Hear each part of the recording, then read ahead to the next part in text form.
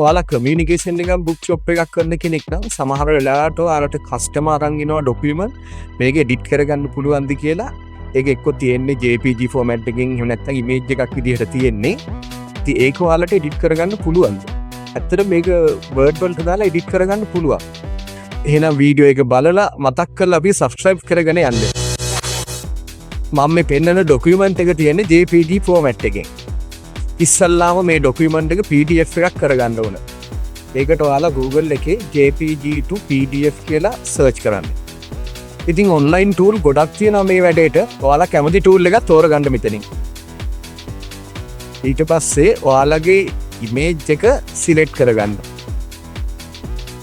Image එක browse කරගෙන මෙතනින්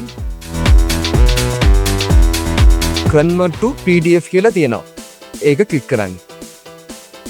ඊට පස්සේ ඔයාලගේ ડોකියුමන්ට් එක PDF එකක් වෙලා තියෙන්නේ. මෙතනින් ඒක ඩවුන්ලෝඩ් කරගන්න.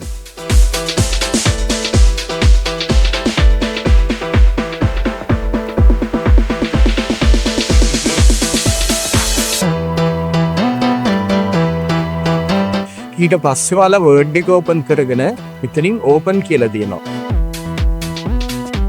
ඕපන් දීලා මෙතන දෙන browse කරන්න ඔයාලා දැන් කන්වර්ට් කරගත්ත ෆයිල් එක. මෙතනින් ඕපන් විදින්න.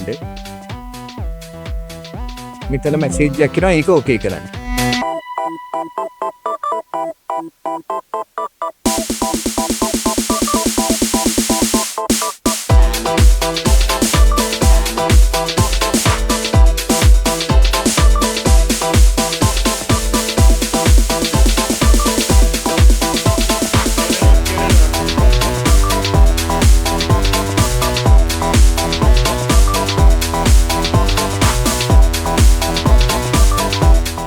ඊට පස්සේ ඕපන් වෙනවා. දැන් මෙතන enable editing කියන එක දෙන්න. දැන් ඔයාලට මේක ඕන විදිහට edit කරගන්න පුළුවන්. මේ මෙතන අපිට prompt එක වෙනස් කරන්න පුළුවන්.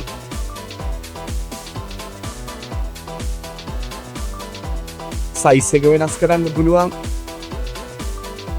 image එක අයින් කරන්න පුළුවන්. ඕන විදිහට edit කරගන්න පුළුවන් ඔයාලට.